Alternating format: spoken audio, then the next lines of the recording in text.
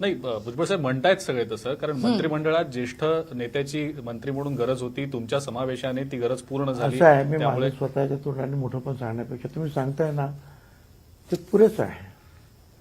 पण हे नागपूरलाच होणार होतं. म्हणजे तुम्ही स्वतःच परवा सांगितलं की देवेंद्र फडणवीस असू देत किंवा अमित शहा असू देत, ते फार आग्रही होते तुमच्या नावाविषयी. पण मग असं नेमकं काय होतं की कुठेतरी अडत होतं?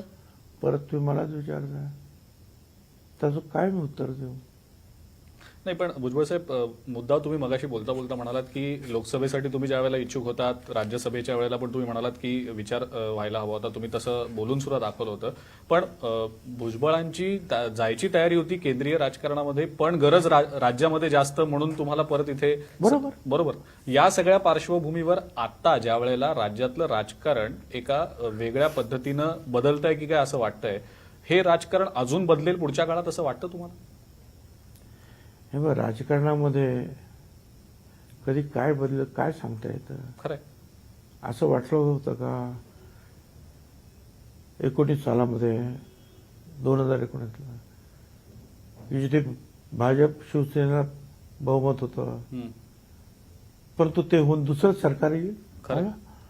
आणि जेव्हा उद्धवजी बसले तेव्हा कुणाला वाटलं होतं शिवसेनेमध्ये असं बंड होईल आणि सरकार बदलेल? राजकारणामध्ये काय होतं काय मी सांगू आता पुढे.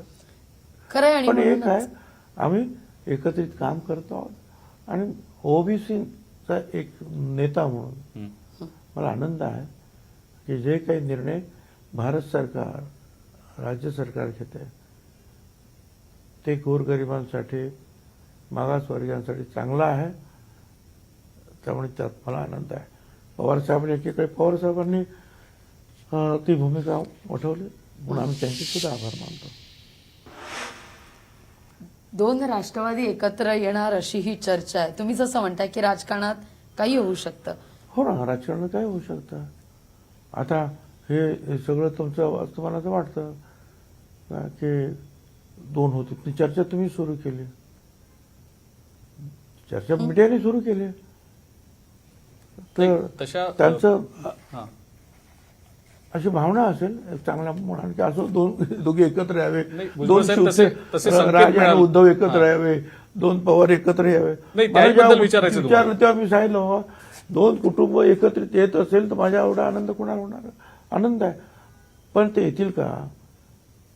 काय आपापल्या राजकारणाच्या वाटा सोडून एकाच वाटेवर जाण्यासाठी ते दोघे म्हणा किंवा हे दोघे तयार होतील का? तर आजच्या वेळेला माझं मत आहे की ते नाही. पण भुजबळ साहेब, एक प्रश्न त्याच निमित्ताने विचारतो की तुम्ही अजित पवारांबद्दल सुद्धा भरभरून बोलता, शरद पवारांबद्दल सुद्धा भरभरून बोलता, आणि ज्या ज्या वेळेला या अशा मीडियाबद्दल सुद्धा बोलतो मी बरोबर. नाही ते बोलताच तुम्ही, पण मुद्दा हाच आहे की अशा बातम्या ज्या वेळेला येतात, दोन राष्ट्रवादी एकत्र येण्याच्या, अजित पवार शरद पवारांच्या भेटीगाठी झाल्यानंतर त्या बातम्या जास्त तीव्र झाल्या. जर समजा अशी वेळ आली की तुम्हाला कदाचित विनंती करण्यात आली की तुम्ही मध्यस्थी कराल का, तर गरज लागली तर मध्यस्थी कराल? छगन भुजबळ मध्यस्थी करते कोणासाठी? पवार साहेबांच्या आता अजित दादा ते पवार साहेबांच्या घरात त्यांच्या छत्रछायाखाली वाढले. आजही वेगवेगळ्या सामाजिक कार्यामध्ये किंवा ऊस कारखान्याचा प्रश्न, दुधाचा प्रश्न आहे, सगळं ते एकत्रित बसून चर्चा करतात. त्यांना मध्यस्थीची गरजच काय? बरं, मग तेव्हा छगन भुजबळ कोणत्या पवारांचे असतील? अजित पवारांचे की शरद पवारांचे? अहो, दोन जर एकत्र झाले तर फक्त पवारच शिल्लक राहतात. बरोबर. शरद पवार आणि अजित दादा एकत्र झाल्यानंतर काय राहतं? शेवटी शिल्लक पवार. ठाकरे बंधूंचा देखील उल्लेख केला भुजबळ साहेब. खूप डिप्लोमॅटिक तुम्ही उत्तर दिलंय. भुजबळ साहेब, तुम्ही उल्लेख केला जाता ठाकरे बंधूंचा सुद्धा, आणि त्या बाबतीत सुद्धा गेले काही दिवस सातत्यानं चर्चा आहे, तुम्ही बातम्या ऐकल्याच असतील. त्या दोघांच्या विषयी काय नेमकं त्यांनी भविष्यात एकत्र यावं न यावं त्याचा निर्णय ते घेतीलच, पण राज्याच्या राजकारणावर त्याचे नेमके काय परिणाम होतील असं वाटतं तुम्हाला?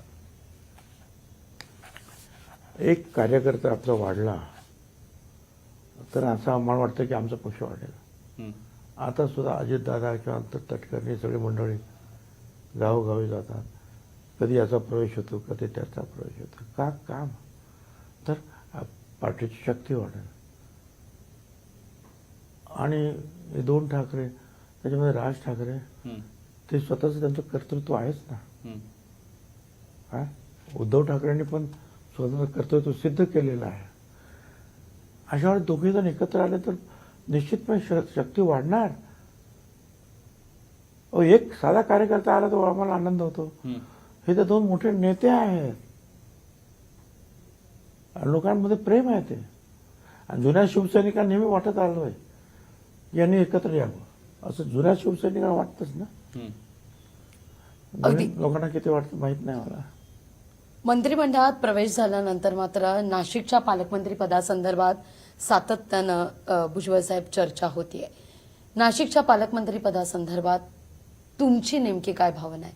सातत्यानं कार्यकर्ते मी म्हणतात की तुम्हाला सातत्यानं काल सुद्धा सांगितलं की हा वाद वाढवायचा नाही,